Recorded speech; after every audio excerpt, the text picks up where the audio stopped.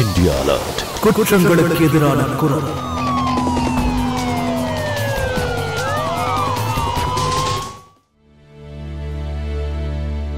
வணக்கம், நான் சுதா சந்திரன். Crime alert இந்த எபிசோடுக்கு உங்க எல்லாரையும் வரவேற்கிறேன்.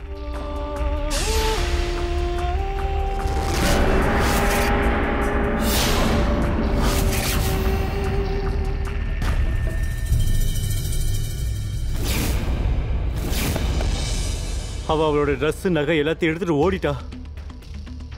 ஆனா என்ன மட்டும் தனியா விட்டுட்டு போயிட்டா. அதான் எனக்கு புரியல. ப்ளீஸ் ஏதாவது பண்ணுங்க மாமா, ஏதாவது பண்ணுங்க மாமா. ப்ளீஸ் அவளை திரும்ப கூட்டிட்டு வாங்க. நீங்க எதுக்கும் கவலைப்படாதீங்க. காணாம போன பொண்ணு நம்ம 2 வீட்டுக்குமே சம்மந்தப்பட்டவன். ஒட்டுமொத்த போலீஸ் போர்ஸை நான் யூஸ் பண்றேன் பாரு.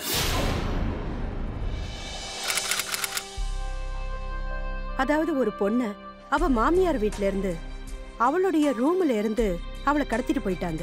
ஆனா மத்தவங்க எல்லாரும் அந்த பொண்ணை பத்தி வீட்டுல இருந்த பொருள் எல்லாம் எடுத்துட்டு போயிட்டான்னு நினைக்கிறாங்க. ஆனா அந்த பொண்ணோட அப்பா அதை நம்பல.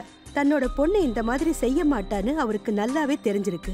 ஆனா இப்ப அந்த பொண்ணு அவங்க அப்பாவோட நம்பிக்கையை உடைச்சிட்டாளா, இல்ல இதுக்கு பின்னாடி வேற யாரோட சதி வேலை ஏதாவது இருக்குமா? அதை தெரிஞ்சுக்கணும்னா இப்ப நாம ஹர்ஷிதாவோட கதையை பார்க்கணும். ஹர்ஷிதா, உனக்கு என்னமாச்சு? கையை வெட்டிக்கிட்டியாமா? ரத்தம் வருது பாரு. ஒண்ணும் இல்லப்பா, ஒரு சின்ன காயந்தா, விடுங்க. இரு, பேண்டேட் போட்டு விடுறேன். பேண்டேட் எங்க இருக்கு? இங்க தானே இருக்கும். எங்க? இங்க இல்ல. எங்கம்மா வச்ச? அப்பா அதுல பாருங்க, ரைட் ஹேண்ட் சைடுல மேல இருக்க டிரால. உனக்கு இப்படி எல்லாம் அடிபட்டுச்சுன்னா எனக்கு ஒரு நிமிஷத்துக்கு கை ஓடல, காலும் ஓடல.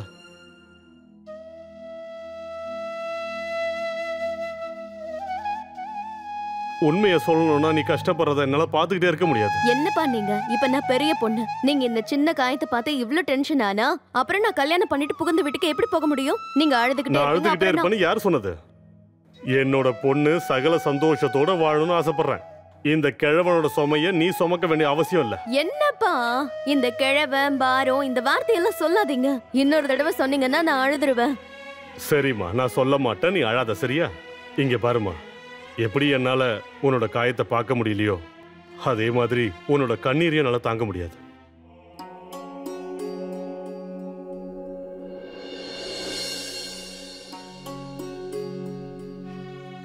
ஹர்ஷிதா என்னோட ஒரே பொண்ணுங்க.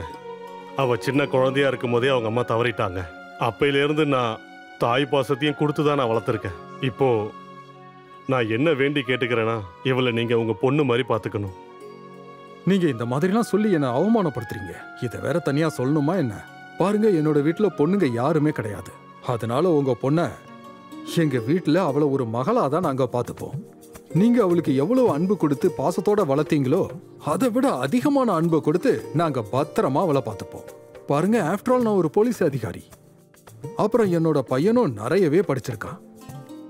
அதனால உங்க ஒரே பொண்ணை தைரியமா என் பையனுக்கு கட்டி கொடுங்க. நீங்க அது மட்டும் எங்களுக்கு செஞ்சா போதும். உங்ககிட்ட வேற எதுவும் கேட்கல. அது உங்க பெருந்தன்மை. இங்க பாருங்க, நான் உங்கள்கிட்ட வேண்டி கேட்டுக்கிறேன். சொல்லுங்க, எதுவா இருந்தாலும் தயங்காம கேளுங்க. நான் ஒரு சாதாரண கிளர்க்கு. என்கிட்ட அந்த அளவுக்கு பணம்லாம் கிடையாது. பாரம்பரிய சொத்தும் எதுவும் கிடையாது. வரதட்சணைன்னு சொல்லி. வரதட்சணையா? நீங்க ஒரு போலீஸ் அதிகாரிக்கிட்டே வரதட்சணையை பத்தி பேசிக்கிட்டு இருக்கீங்க? அதெல்லாம் சட்ட விரோதமானது. நீங்க உங்களோட பொண்ண என்னோட பையனுக்கு கட்டி கொடுக்கறீங்க, அவ்வளவுதான். எனக்கு இதுவே போதும், வேற எதுவும் தேவையில்ல. நான் ரொம்ப அதிர்ஷ்டசாலிங்க, ஏன்னா அப்படிப்பட்ட சம்மந்தி கிடைச்சிருக்கீங்க. இங்க பாருங்க சார், நீங்க எதுக்கும் கவலைப்படாதீங்க. உங்களோட செல்ல பொண்ண நாங்க எங்க பொண்ணு மாதிரி பார்த்துப்போம். நீங்க எதை பத்தியும் கவலைப்பட வேண்டாம். நீங்க ஏதாவது கொடுக்க நினைச்சா அதை உங்க பொண்ணுக்கு கொடுங்க. உட்காருங்க. இந்தாப்பா ஸ்வீட் சாப்பிடு.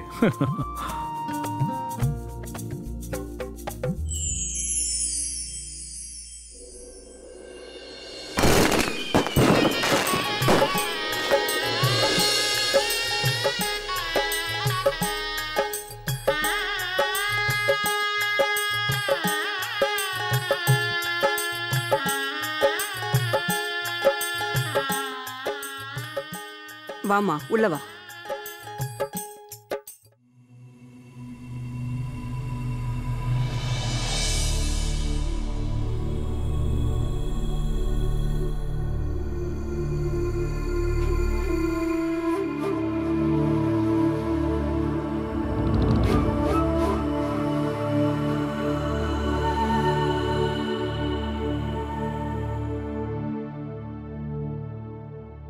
நான் உங்ககிட்ட இருந்து இதெல்லாம் எதிர்பார்க்கவே இல்ல சம்பந்தி.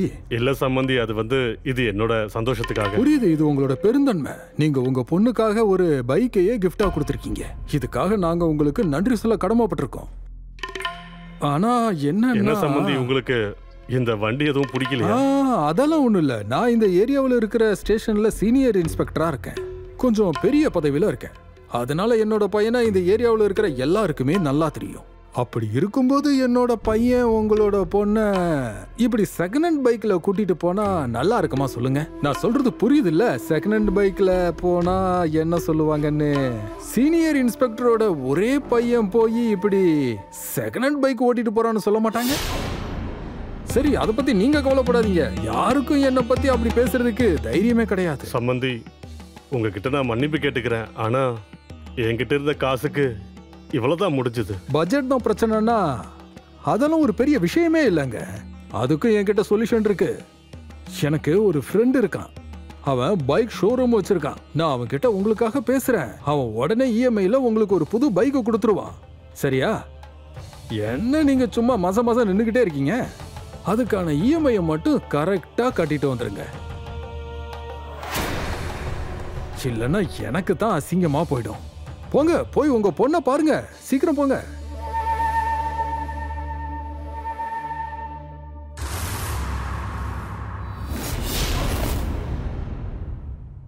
புது பைக்னா காசு அதிகமாகுமே. வேற என்னமா பண்றது? நீ பெரிய வீட்டு மருமகள் ஆயிட்ட. தகுதின்னு ஒரு விஷயம் இருக்குல்லம்மா. நீங்க எனக்காக ஏற்கனவே நிறைய பண்ணிட்டீங்களேப்பா. எப்படி இதை சமாளிப்பீங்க? நீ எதை பத்தியும் கவலைப்படாதம்மா. எல்லாத்தையும் நான் ஏற்பாடு பண்றேன். இப்போ நீ சந்தோஷமா இருந்தா மட்டும் போதும். ஒருவேளை உனக்கு எந்த விஷயம் தேவைப்பட்டாலும் சரி, எனக்கு உடனே கால் பண்ணணும். உன்னோட அப்பா நான் இருக்கல்ல.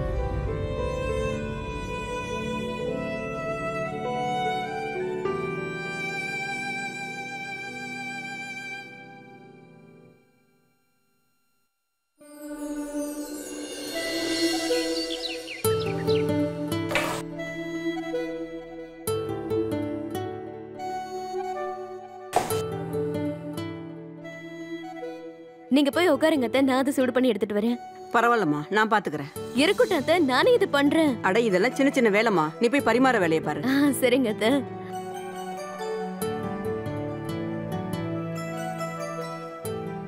இந்த மாதிரி சுட சுட பிரேக்ஃபாஸ்ட் கிடைச்சதுன்னா அன்னைக்கு நாள் பூரா நல்லா இருக்கும்.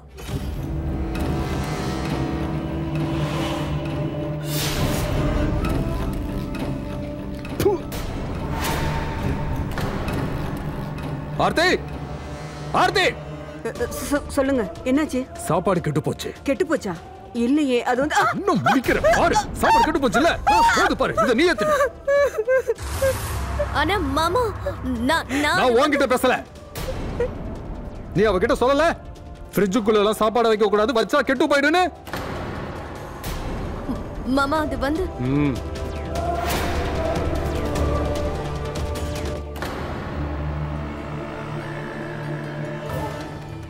என் கூட வா.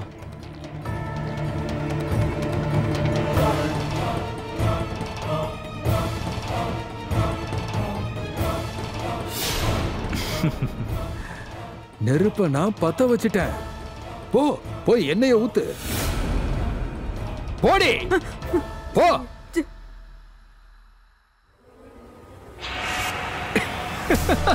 நான் உங்ககிட்ட எத்தனை தடவை சொல்லியிருக்கேன், அப்பா கிட்ட அந்த மாதிரி பேசக்கூடாது. அது வந்து இப்போ ஒன்னால நான் அவர்கிட்ட திட்டு வாங்கிக்கிட்டு இருக்கேன். இங்க பாருங்கம்மா, நீங்க எதுக்கு டென்ஷன் ஆகுறீங்க? நான் ஏதாவது பண்ண பாக்குறேன். நீங்க பாரு, ஒன்று பண்ணு. உங்க அப்பா கிட்ட சொல்லி புதுசா ஒரு ஃப்ரிட்ஜ் வாங்கி தர சொல்லு. ஏன்னா காலையில நீயும் இப்படி அவசரமா சமைக்க தேவையில்லை, அம்மாவும் திட்டு வாங்க மாட்டாங்க. ம்,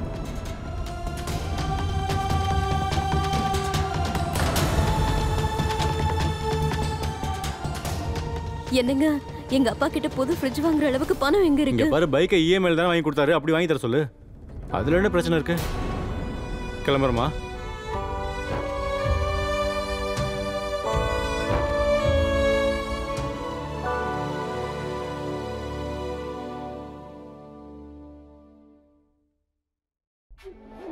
இங்க பாருப்பா, கொஞ்சம் இருப்பா, ஏதாவது சாப்பிட்டுட்டு போப்பா. ஆர்த்தி அ, அ, இங்க வா. ஆ.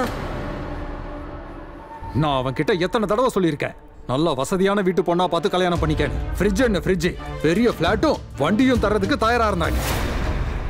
இப்பவும் ஒண்ணு கெட்டு போகல. பேசாம இவளை டைவர்ஸ் பண்ணிட்டு இதுக்கு முன்னாடி பார்த்த பொண்ணையே கல்யாணம் பண்ணிக்கலாம். டைவர்ஸா? வரதட்சணையும் நிறைய கிடைக்கும். இங்க பாரு, ஃப்ரிட்ஜ் வாங்கும்போது உங்க அப்பா கிட்ட சொல்லி வை, அட்வான்ஸ் டெக்னாலஜியோட புது ஃப்ரிட்ஜ் வந்திருக்கு. ஏன்னா என் ஃப்ரெண்ட்ஸுங்க வரும்போது பார்ட்டி பண்ணும்போது ரொம்ப நல்லா இருக்கும்ல, சீல் பண்றதுக்கு.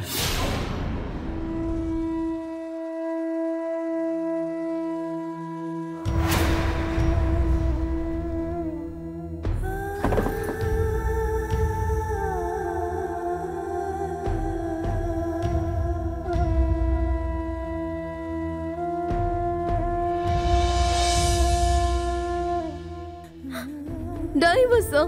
டைவர்ஸ் பண்ண அப்பா சுக்குநூறா உடைஞ்சு போயிடுவாரு. எல்லாம் என்னோட தப்புதான். முதல்ல அத்தை என்னால நிறைய திட்டு வாங்கிட்டாங்க.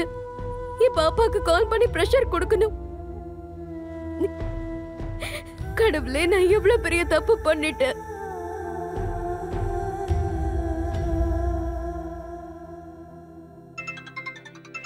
என் பொண்ணு கால் பண்றா. சொல்லுமா. நீங்க எப்படி இருக்கீங்கப்பா? நல்லா இருக்கம்மா. சரிம்மா, அங்க எதுவும் பிரச்சனை இல்லையே? அப்புறம் இந்த மாசத்துக்கான இஎம்ஐ நான் கட்டிட்டேன். அப்பா, அது வந்து அவங்க ஒரு ஃப்ரிட்ஜ் இருந்தா நல்லா இருக்கும்னு சொல்றாங்க. ஃப்ரிட்ஜா? ஆமாப்பா, அந்த புது மாடல் ஐஸ் வருது. அது என்னன்னா, அவங்க என்ன சொல்றாங்கன்னா, அதால எனக்கு ரொம்ப ஈஸியா இருக்கும். நான் காலையில அவசரமா சமைக்க வேண்டியது இருக்காதுல்ல. அப்புறம் எம்எல்ஏ அக்கறையா தான் அவங்க சொல்றாங்க. சரிம்மா, நீ கவலைப்படாத. நீ கேட்ட ஃப்ரிட்ஜை நான் ஏற்பாடு பண்றேன், வச்சிடுறேன். ராஜா சார், அது வந்து என்னன்னா, என்னோட பிஎஃப்ல என்னோட பணம் கொஞ்சம் இருக்குல்ல, அது கொஞ்சம் கிடைச்சா எனக்கு ரொம்ப நல்லா இருக்கும். குடும்பத்துல அவசர தேவை இருக்கு. நான் ஃபார்ம் அனுப்பி வைக்கிறேன், நீங்க சைன் பண்ணி வைங்க. 2-3 நாள்ல பணம் டிரான்ஸ்ஃபர் ஆயிடும். ரொம்ப நன்றி சார். பொண்ணோட பிறந்த வீட்ல இருந்து வரதட்சணை வாங்குறதுக்காக அவங்களை இந்த மாதிரி மிரட்டுறது வழக்கமாயிடுச்சு. ஹர்ஷிதா விஷயத்திலேயே இப்படிதான் நடந்திருக்கு. ஹர்ஷிதாவுக்கு ஒரு விஷயம் நல்லா புரிஞ்சிடுச்சு. தன்னுடைய புருஷன் ஒருவேளை டைவர்ஸ் கொடுத்துட்டா தன்னோட அப்பா உடைஞ்சு போயிடுவாருன்னு நினைச்சா. அதனால அவ தன்னுடைய பிறந்த வீட்ல இருந்து ஒரு பொருளை வாங்கினா. ஆனா அந்த பொண்ணுக்கு ஒரு விஷயம் புரியல, இது எல்லாமே ஆரம்பங்கிறது தான். ஆனா அதே சமயம் அவளுடைய அப்பா என்ன நினைச்சாரு தெரியுமா? தான் பொண்ணோட மாமியார் வீட்ல இருந்து அவங்க கேக்குறத குடுக்கறதுனால எந்த பிரச்சனையும் இல்ல, தன்னோட பொண்ணு மாமியார் வீட்ல ரொம்ப சந்தோஷமா இருப்பான்னு நினைச்சாரு.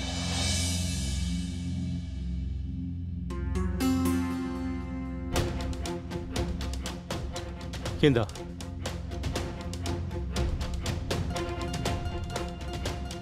இது எவ்வளவு காஸ்ட்லின்னு தெரியுமா? உனக்கு தான் அம்மானு ஒருத்தங்க இல்லையே. பொண்ணுங்க கர்ப்பமா இருந்தாங்கன்னா அவங்க தன்னோட பிறந்த வீட்டுக்கு போயிடுவாங்க. அவங்க தான் அவளை கவனிச்சுக்குவாங்க. இங்க நான் உன்னை கவனிச்சு ஒரு வழி ஆயிடுவோம் போல இருக்கு. என் ஃப்ரெண்டோட பர்த்டே கொடுக்கறது கூட என் கையில சுத்தமா காசு இல்ல. ஒன்னு போய் கட்டிட்டு வந்த பாரு.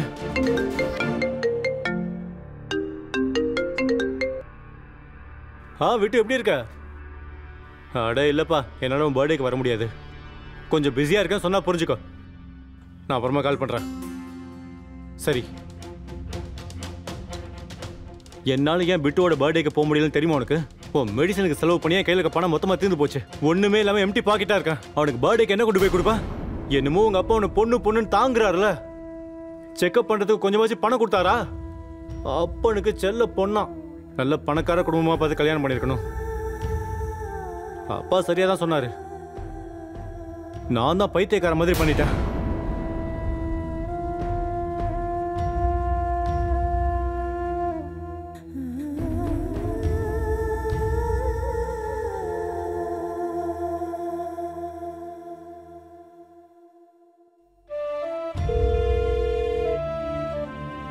ஹலோ அப்பா, அவங்க என்ன சொன்னாங்கன்னா, எனக்கு மெடிசன்ஸ்க்கு செலவாகதான் பணம் தேவைப்படுது.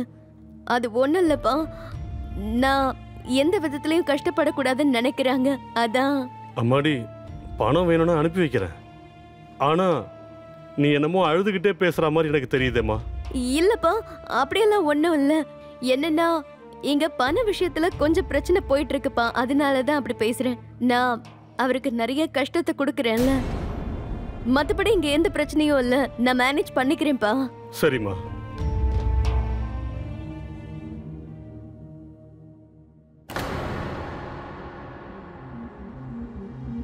ஹர்ஷிதாவோட மாமியார் வீட்டுல அவங்க கேட்டுட்டு இருக்கிறது நாளுக்கு நாள் பெருகிடுச்சு. ஆனா அந்த அப்பாவி பொண்ணு ஹர்ஷிதா அவங்க கேக்குறது எல்லாத்தையும் கொடுத்துட்டோம்னா நாம சந்தோஷமா இருக்கலாம்னு நினைச்சா. எந்த பிரச்சனையும் இல்லாம தன்னோட வாழ்க்கை சந்தோஷமா இருக்க போகுதுன்னு அவ நினைச்சா. ஒரு குடும்பத்துல கல்யாண வாழ்க்கை பாழா போகாம இருக்கிறது ஒரு பொண்ணோட கடமைன்னு அவ நினைச்சா. நாம இந்த சமுதாயத்துல பொண்ணுங்களுக்கு இதத்தான் கத்து கொடுத்து வளர்க்குறோம். அவங்களுடைய மனசுக்குள்ள இந்த மாதிரி தான் இருக்கணும்னு கத்து கொடுத்துடுறோம். பாவம் அந்த ஹர்ஷிதா பொண்ணு அவங்க மாமியார் வீட்டுல வைக்கிற ஒவ்வொரு நிபந்தனைக்கும் எதிர்த்து ஒரு வார்த்தை பேசாம எல்லாத்தையும் செய்யறா. ஆனா அது அவளுக்கும் அவளுடைய குழந்தைக்கும் பெரிய ஆபத்துன்னு தெரியல. கொஞ்சம் பொறுத்துக்குமா. பொறுத்துக்கோமா. அம்மாடி, அக்கா என்ன பாத்துட்டு இருக்கீங்க? போய் தண்ணி கொண்டு வாங்க. ஒண்ணு இல்லம்மா, கத்தாத. 10 நிமிஷம் தான் இரு. அவ்வளவுதாம்மா, அவ்வளவுதான். இன்னும் ஒரு தடவை முயற்சி பண்ணுமா, அவ்வளவுதான். அப்பா பாத்தீங்களா, 2 நிமிஷத்துல ஐஸ் ரெடி ஆயிடுச்சு. இந்த ஃப்ரிட்ஜ் அட்டகாசமா இருக்கு. அது என்னடா அவ்வளவு இருக்கும்? 1.5 லட்சம் ரூபாய் இருக்கும். 1.5 இந்த லட்சம் ஃப்ரிட்ஜ் இருக்கு, A1 குவாலிட்டிப்பா. இங்க பாருப்பா, இந்த கோழி இருக்குல்ல, இந்த கோழிய நசுக்கி நம்ம நிறைய தங்க முட்டை போட வைக்கலாம். இந்தாங்க தண்ணி சூடா இருக்கு. ஐயோ அக்கா, நீங்க டாக்டர் தான் கூப்பிட்டாகணும், நம்மளால எதுவும் பண்ண முடியாது. இங்க பாருங்க, உங்களால பார்க்க முடிஞ்சா பாருங்க, டாக்டர் எல்லாம் கூப்பிட முடியாது. கடவுளே, என்ன கொடுமை இது! இப்படியே விட்டா அவளோட உயிர் தான் போகும். உங்களுக்கு தான் அவரை பத்தி நல்லா தெரியும்ல. என்னடா இவ சும்மா கத்திக்கிட்டே இருக்கா? அப்பா ஆம்பளை புள்ள பெக்கிறதுக்காக ஹர்ஷிதா இருக்காளே 1-2 தியாகம் பண்ணிதானே ஆகணும். அதுவும் இந்த மாதிரி. நான் இருக்கிறப்ப இனிமே இந்த வீட்டுல பொம்பளை புள்ளங்கிற பேச்சுக்கே இடம் கிடையாது. அப்புறம் உன்னோட பொண்டாட்டி இருக்கால, அவ உன் அம்மா இருந்த கிராமத்தை சேர்ந்தவ தான். உன் அம்மா கூட பிறந்தவங்க எல்லாமே பொம்பளை பிள்ளைங்க தான். இப்ப இவளும் முத தடவையா கர்ப்பமா இருக்கால, அதுவும் பொண்ணாதான் இருக்கும்.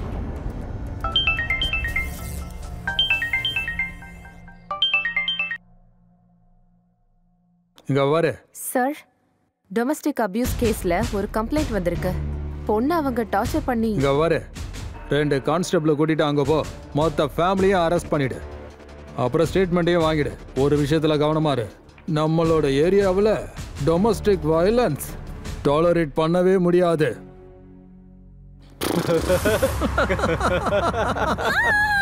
அம்மா இன்னும் கொஞ்சம் தாம்மா. கத்தாத, கொஞ்சம் பொறுத்துக்கோமா, கொஞ்சம் பொறுத்துக்கோ, அவ்வளவுதான். இவ வேற கத்திக்கிட்டே இருக்கா பாரு.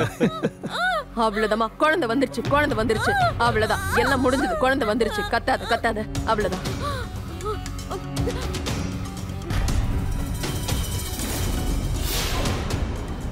என் குழந்தை நல்லா இருக்குல்ல? டாக்டர் எங்க? பாரு, உன் குழந்தை தான்.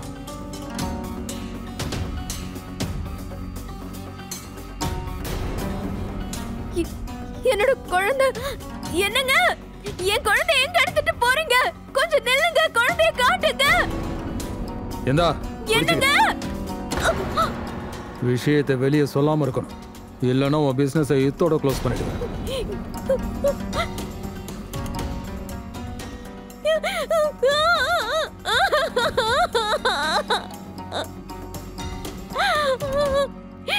என் குழந்தை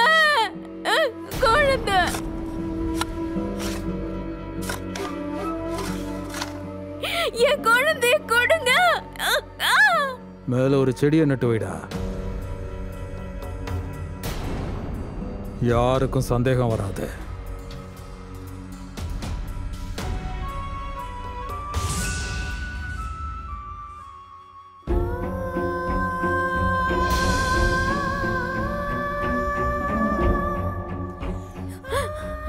என்ன பண்றீங்க நீங்க? என் குழந்தை எங்க? நீங்க எல்லாரும் சேர்ந்து என்ன காரியம் பண்ணிருக்கீங்க? என் குழந்தை முகத்தை நான் பார்க்கல. என் குழந்தை எங்க?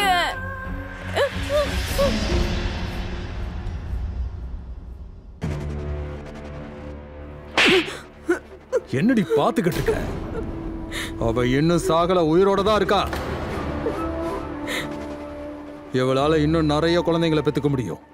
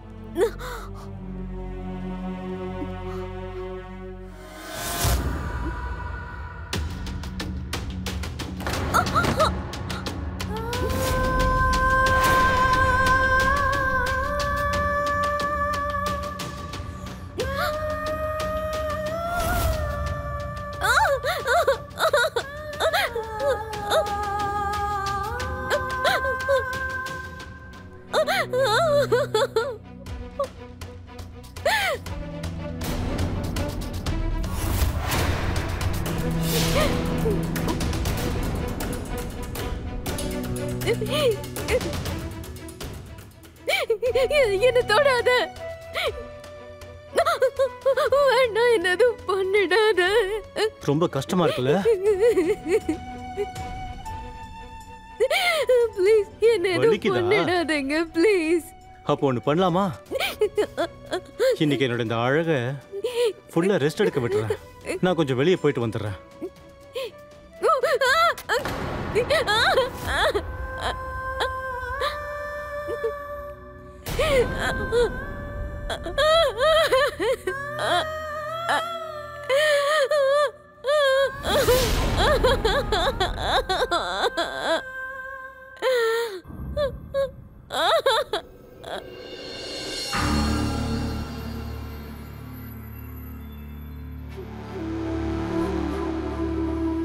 இது சாப்பாடு தானா?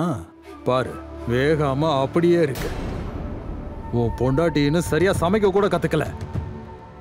அப்பா அது போடா.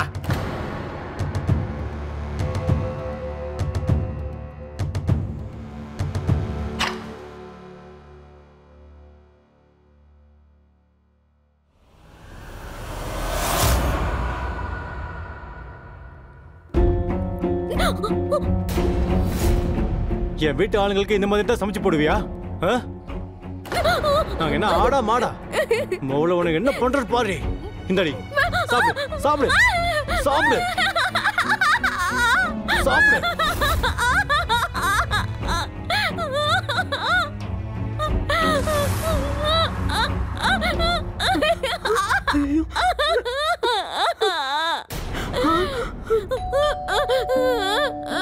போய் யார் வந்திருக்காங்கன்னு பாரு. பா.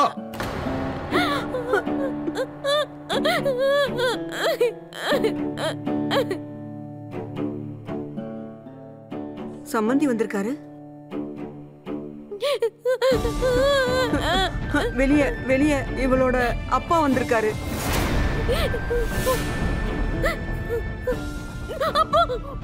உங்க அப்பங்கிட்ட இங்க நடந்தது எதையாவது சொன்ன, அப்புறம் உன் பாசமான அப்பனுக்கு இதே நிலைமை தான் சொல்லிட்டேன். ஞாபகம்.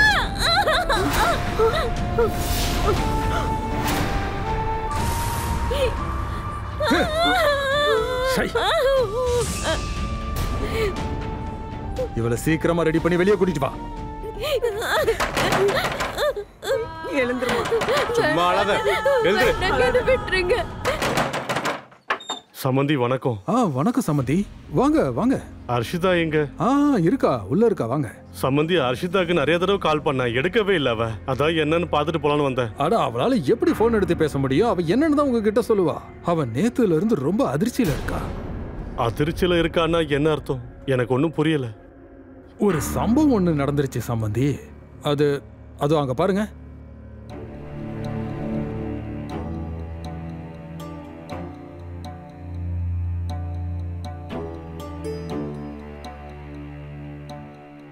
அம்மாடி, அர்ஷிதா, என்னமாச்சு உனக்கு?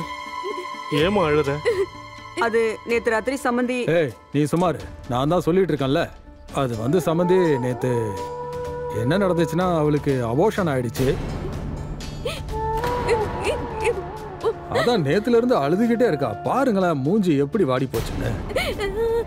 அம்மாடி அர்ஷிதா, கடவுள் விருப்பப்படி தான் எல்லாமே நடக்கும்.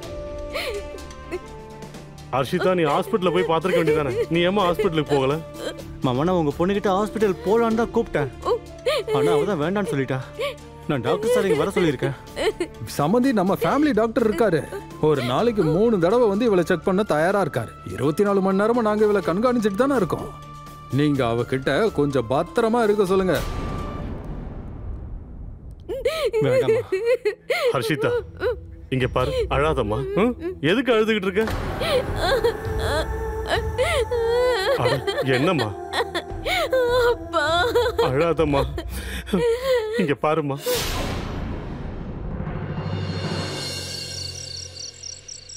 இங்க பாடுற மகனே, நான் சொல்றத கவனமா கேளு. என் மண்டையில பாதி முடி கொட்டி போயிடுச்சு.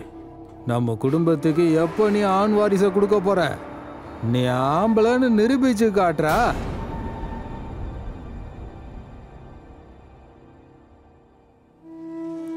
எனக்கு ஒரு பேர பிள்ளை தான் வேணும். நல்ல வேலைமா நீ முன்னாடியே இறந்துட்ட. இல்லைன்னா என்னோட இந்த நிலைமைய பார்த்தே நீ கஷ்டப்பட்டிருப்ப. அப்பா மட்டும் என்னோட நிலைமைய தெரிஞ்சுக்கிட்டாருன்னா அவரும் வந்துருவாருமா.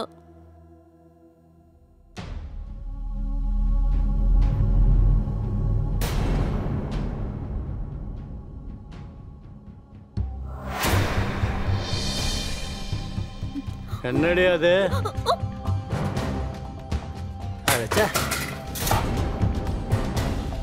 வா பாடு, பாடுடி.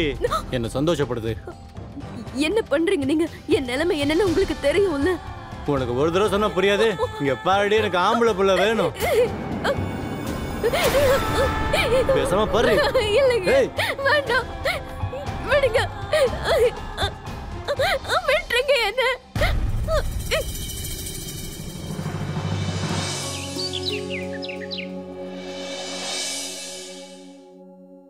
பாருங்க, அம்மா அப்புறம் குழந்தை 2 பேருமே ஹெல்த்தியா இருக்காங்க. எதுக்கும் கவலைப்படாதீங்க.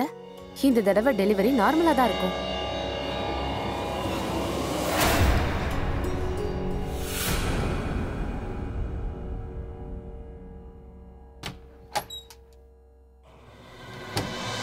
இந்த தடவையும் உங்களுக்கு பெண் குழந்தை தான். நான் பார்த்துட்டேன். டாக்டர் சொன்னாங்க குழந்தை ஹெல்த்தியா இருக்குன்னு.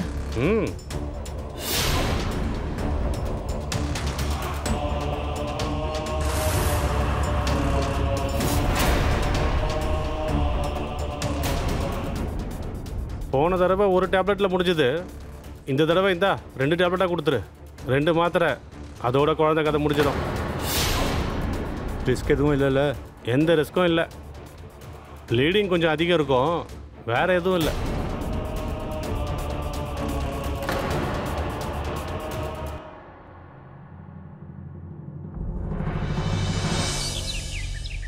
இந்தாம்மா, மாத்திரையை போட்டுக்கோ.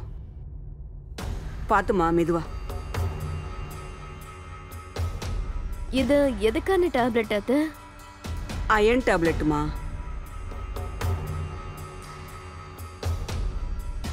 இந்த அயன் டேப்லெட் என் அப்பா கூட சாப்பிடுவாரு. ஆனா இது பார்க்க இந்த மாதிரி இருக்காதே. இல்லை, இது வேற கம்பெனி மருந்துமா. லேடிஸுங்களுக்காக டாக்டர் ஸ்பெஷலாக உனக்கு எழுதி கொடுத்துருக்காரு. நீ இப்போ ப்ரெக்னெண்ட்டாக இருக்கல, அதுக்காக தான்.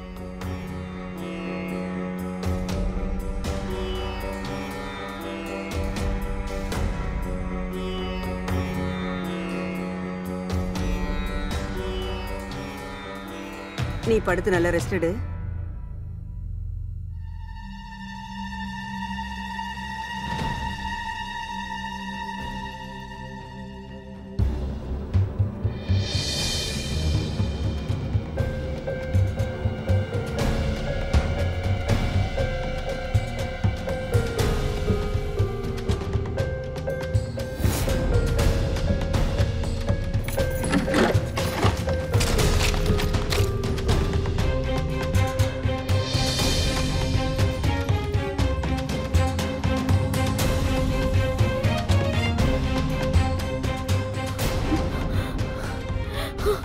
அபார்ஷனுக்கான மாத்திரையா?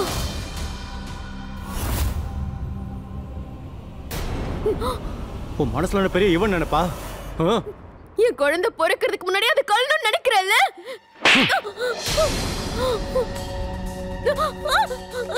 பேசாத. வா வாடி. விடுங்க. வா வாடி. என்னடா சத்தம்? என்ன பிரச்சனை? நீங்க பாருங்கப்பா, இவன் என்ன பண்ணிட்டு இருக்கான்னு பாருங்க. மாத்திரை சாப்பிட மாட்டேன்றாளா? இத வாயில போடு. நீ வாயை போடு, நான் போய் தண்ணி கொண்டு வரேன். உன்ன மாதிரி கேடு கெட்டவன புருஷனை சொல்ல அசிங்கமா இருக்கு. அவ்வளவு வெக்கமா இருக்கா? அன்னைக்கு நல்லா இருந்துச்சோ? நான் சொல்றத நல்லா கவனமா கேளு. இங்க பாரு, நீ எனக்கு ஆம்பளை புள்ள பெத்து கொடுக்காத வரைக்கும் எங்க இருக்க? நீ இந்த மாத்திரைய போட்டு தாண்டி ஆகணும்.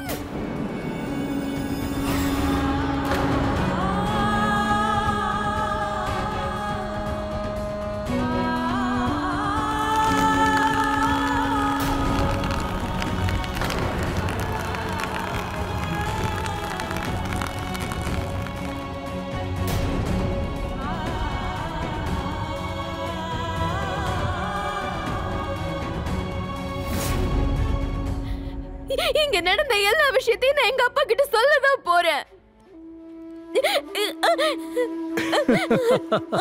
வா போ, போய் உங்க அப்பா கிட்ட எல்லாத்தையும் சொல்லு.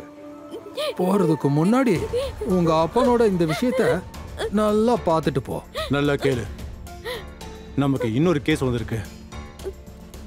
அவங்க என்னமோ பண்ணிட்டு போறாங்க, நமக்கு என்ன? விட்டு தள்ளிட்டு போயிட்டே இருக்கலாம். நீங்க மட்டும் ஓகே சொல்லுங்க. அதுக்கு பதிலா அவங்க 1.5 லட்சம் ரூபாய் கொடுக்கறதுக்கு தயாரா இருக்காங்க. லஞ்சமா? அட லஞ்சம் ஏன் நினைக்கிறீங்க? பணம் இருந்தா தாங்க மனுஷனுக்கு மதிப்பு. அட உங்களோட பதவியை நீங்க கொஞ்சமாச்சும் யூஸ் பண்ண பாருங்க. நீங்க பாருங்க, இது எல்லாமே நீங்க உங்க பொண்ணுக்காக தானே செஞ்சுட்டு இருக்கீங்க.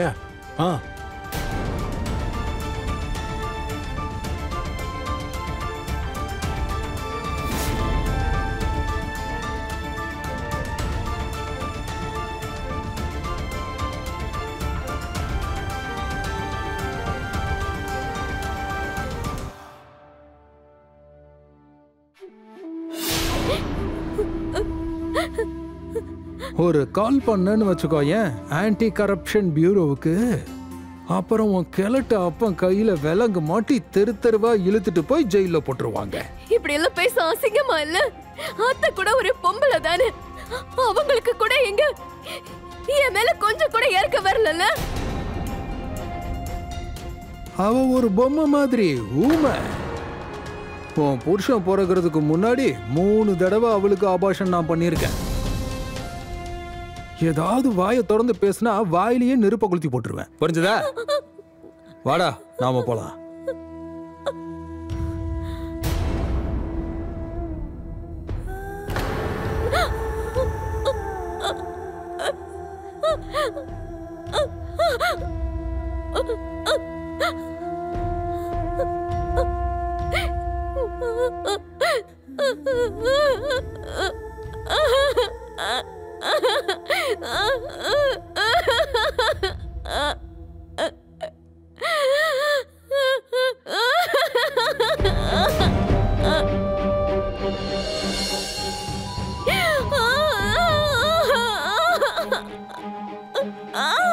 இங்க பாரு, ரத்தம் ரொம்ப அதிகமா வெளிய வருது. டாக்டர் இந்த தடவை வர சொல்லு, இல்லன்னா உன் மருமகளோட உயிரே போயிடுமா. அட, அது எப்படி குழந்தை வெளியே வராம இருக்கும்? நான் உதவி பண்றேன்.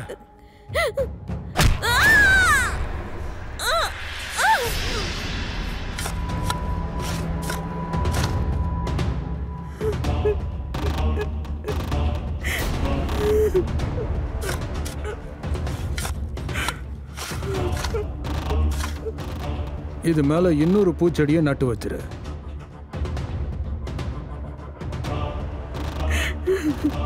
சரி சரி, போதும் வா.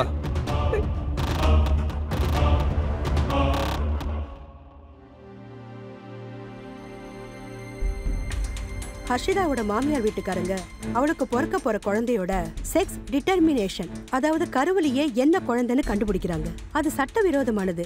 இந்த விஷயம் தெரிய வந்ததும் அவளோட மாமியார் வீட்டுக்காரங்க அந்த குழந்தைய கலைக்கணுங்கிறதுக்காக ஏற்பாடு பண்றாங்க. ஆனா ஹர்ஷிதாவோட உடல் அபாஷனுக்கு கொஞ்சம் கூட தயாராவே இல்ல. ஒருவேளை அதையும் மீறி செஞ்சா அவளுடைய உயிருக்கே ஆபத்து ஏற்படலாம். ஆனா புகுந்த வீட்டுக்காரங்களுக்கு அதை பத்தி எந்த கவலையுமே இல்ல. அவங்களுக்கு தேவை ஒரு ஆம்பளை குழந்தை. கொடூரமான அந்த குடும்பத்திலிருந்து தான் புருஷன் பிடியிலிருந்து தப்பிக்கிறதுக்காக அவளுக்கு எந்த வழியுமே இல்லையா? அந்த ராட்சச குடும்பத்திலிருந்து அவளால எப்படிதான் தப்பிக்க முடியும்? அவன் எப்படி ஓடி போனா? ஹர்ஷிதாக்கு 2வது குழந்தை பிறக்கிறதா இருந்துச்சு, அது என்ன ஆச்சு? கண்டிப்பா ஏதோ பிரச்சனை இருக்கு. நான் ஒரு வேலை செய்யறேன், போலீஸ்ல கம்ப்ளைண்ட் பண்றேன். நீங்க என்ன நினைக்கிறீங்க? நான் போய் சொல்றேன்னா? வாங்க, நானே உங்களுக்கு காட்டுறேன். இங்க வாங்க. ட்ரெஸ் நகனை எல்லாத்தையும் எடுத்துட்டு ஓடிட்டா. இல்ல, அப்படி நடக்க வாய்ப்பே இல்ல. என்னோட பொண்ணு அப்படிலாம் செய்யறவே இல்ல. மாமா, எனக்கு புரியுது.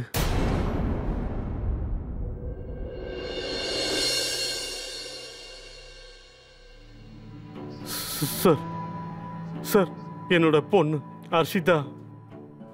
சம்மந்தி,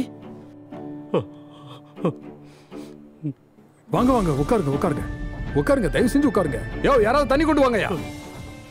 நீங்க எதுக்கும் கவலைப்படாதீங்க.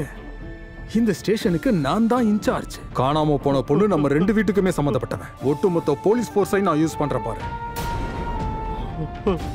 சார், நீங்க எதுக்கும் கவலைப்படாதீங்க. நாங்க உங்க பொண்ணை கண்டிப்பா தேடி கண்டுபிடிச்சிருவோம். ஆனா அவ எதுக்காக இப்படி பண்ணா? எல்லாமே சரியா தானே இருந்துச்சு. என்னத்தன்னு சொல்றதுக்கு எனக்கே கஷ்டமா தான் இருக்கு. அவளுக்கு முதல் தடவையே அபாஷன் ஆச்சுல்ல, அப்பவே அவர் ரொம்ப மனசுடைஞ்சு போயிட்டா. மென்டலி டிசப்பாயிண்டட் ஆயிட்டா. எல்லா தப்புமே என்னோடது தான். நான் அவளை முதல்லயே டாக்டர் கிட்ட கூட்டிட்டு போயிருந்திருக்கணும். சார், ஹர்ஷிதா எப்பவாவது உங்ககிட்ட அப்படிதான் சொல்லிருக்காளா? அல்லது உங்களுக்கு எப்பவாவது அப்படி தோணிருக்கா? அவ ரொம்ப கஷ்டப்படுறா, இல்ல டிப்ரெஷன்ல இருக்கிற மாதிரி? இல்ல மேடம், அந்த மாதிரி என்கிட்ட எதுவும் பேசல. ஆனா அவ ஒரு லெட்டர்.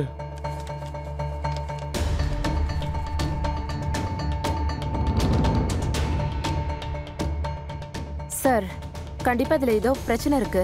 நான் ஏன் சொல்றேன்னா, இந்த ஹேண்ட் ரைட்டிங் இருக்குல்ல, அது கொஞ்சம் கூட சரியாவே இல்ல. எங்க காட்டு.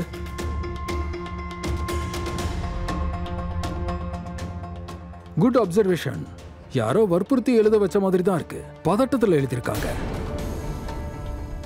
இது கடத்தல் விஷயமா கூட இருக்கலாம். நீ என்ன பண்ணு, இன்வெஸ்டிகேஷனை உடனே ஆரம்பிச்சிரு. ஓகே சார், நான் இமிடியேட்டா இன்வெஸ்டிகேஷனை ஸ்டார்ட் பண்றேன்.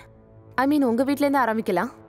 என் வீட்ல இருந்தா? ஆமா சார், ஏன்னா இந்த லெட்டர் கூட அங்கிருந்து தானே கிடைச்சிருக்கு.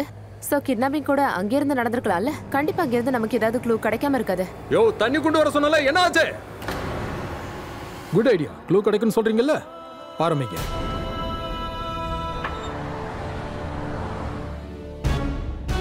வாங்க. மார்னிங். சர்ச் ஆரம்பிக்கலாமா? அதான் வந்துட்டீங்கல்ல, பண்ணுங்க. Deepak, Yes, ma'am. நீங்க அந்த பக்கம் போய் பாருங்க. நீங்க இந்த சைடு போய் பாருங்க.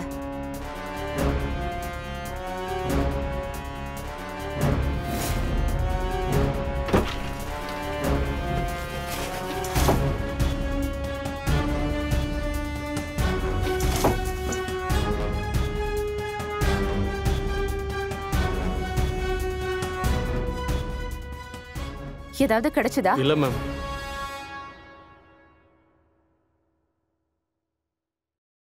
டீ காஃபி ஏதாவது சாப்பிட்றீங்களா? No sir, thank you.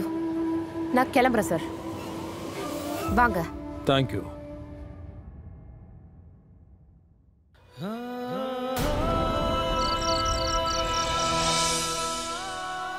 தயவு செஞ்சு என்ன மன்னிச்சிருமா.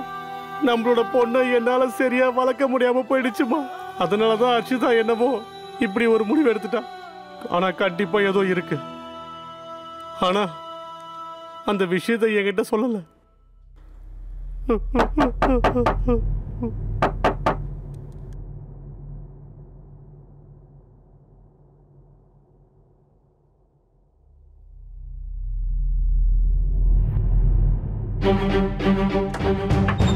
சமந்தியம்மா, நீங்களா இந்த நேரத்துல? இதுக்கு மேல என்னால பொறுத்துக்கிட்டு சும்மா இருக்க முடியாது. என்னால இதெல்லாம் தாங்கிக்க முடியல. எதுக்கு அழுதுகிட்டு இருக்கீங்க? வாங்க உள்ள. இல்ல, நான் அவசரமா போய் ஆகணும். ஹர்ஷிதா எனக்காக காத்துக்கிட்டு இருப்பா. ஆனா அவங்க 2 பேரும் என்ன அவகிட்ட போக விட மாட்டேங்கிறாங்க. ஹர்ஷிதாக்கு என்னமாச்சு? எங்க இருக்கா அவ?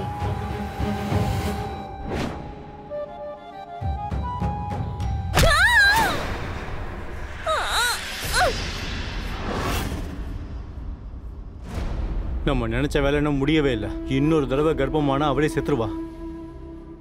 இவ செத்துட்டானா இன்வெஸ்டிகேஷன் ஆரம்பமாயிடும். அப்ப என்ன பண்றது? அதுக்கு ஒரே வழிதான் இருக்கு. அவளை தூக்க.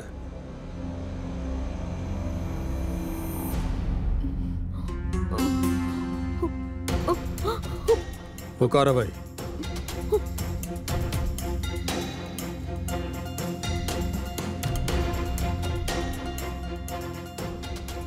பேனாவப்படி.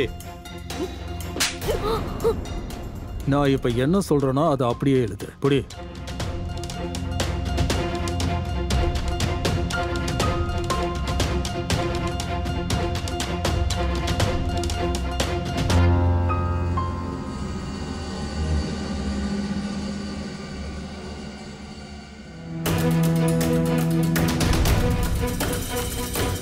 இங்க பாருங்க, நீங்க என்ன காரியம் பண்றீங்க? ஹர்ஷிதா உயிரோட இருக்காங்க.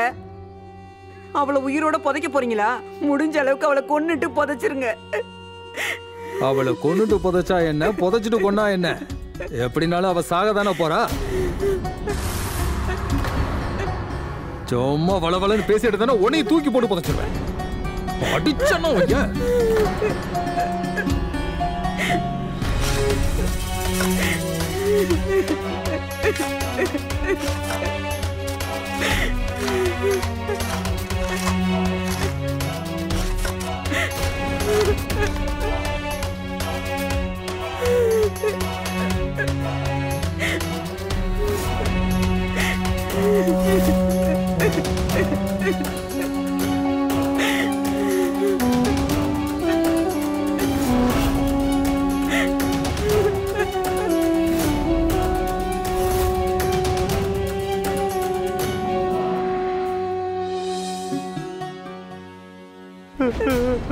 கடவுளே, என் பொண்ணை எவ்வளவு பாடுபடுத்திருக்கானுங்க இவனுங்க.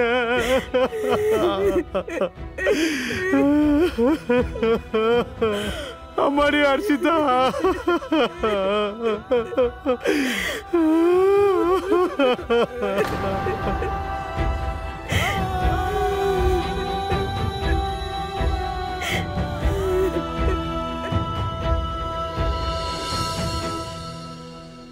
நீங்க அந்த பக்கம் போய் பாருங்க.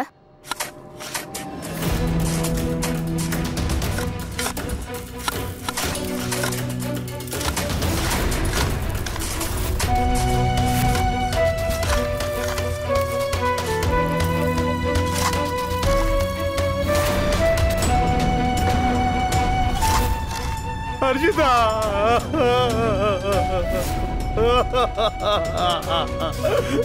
ஹர்ஷிதா. ஹர்ஷிதா.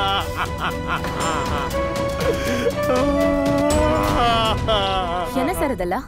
நீங்க தானே சொன்னீங்க உங்க இலாக்கால லேடிஸ் விஷயத்துல டொமஸ்டிக் வயலன்ஸா பொறுத்துக்கவே முடியாதுன்னு. அப்ப இது என்னது? நீங்களே நிறைய தப்பு பண்ணிருக்கீங்க. கான்ஸ்டபிள், இவங்களை அரெஸ்ட் பண்ணி கூட்டிட்டு போங்க.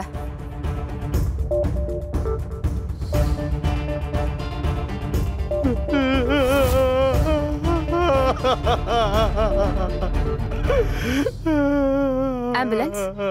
ஒரு மாமியார் கிட்ட இருக்கிற தாய்ப்பாசத்தை தட்டி எழுப்பணும்னு அவங்களுடைய மருமக தான் உயிரை பலி கொடுக்க வேண்டியதாயிடுச்சு. பாவம், அவளால அந்த குடும்பத்துல இருக்கிறவங்களுக்கு புரிய வைக்க முடியாம பாவம் தன்னோட உயிரை பலி கொடுக்க வேண்டியதாயிடுச்சு. உண்மையிலேயே அவளுக்கு தைரியம் இல்ல. இந்த மாதிரி குடும்பத்துல இருந்து அவளால எப்படி தப்பிக்க முடியும்? பாவம், அவளும் ஒரு பொண்ணு தானே.